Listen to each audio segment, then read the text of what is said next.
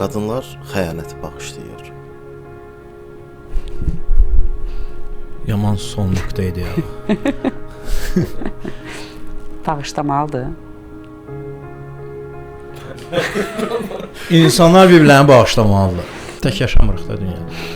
Buna təəssüf edim deyim, yoxsa bizim artıq qadın olaraq 100 illərlə dəyişə bilmədiyimiz, hətta nə qədər inkişaf eləyirik desək də, dəyişə bilmədiyimiz bəzi nöqtələr var ki, qopa bilməmək. Bu biraz bizim keçmişimizdən də gəlir. Çünki gözümüzü açıb gördüyümüz valideynlər və gördüyümüz cəmiyyət var ki, xəyanətlər olub və o cəmiyyətdə o ailənin içində qalınılıb, o ailənin içində davam olunub.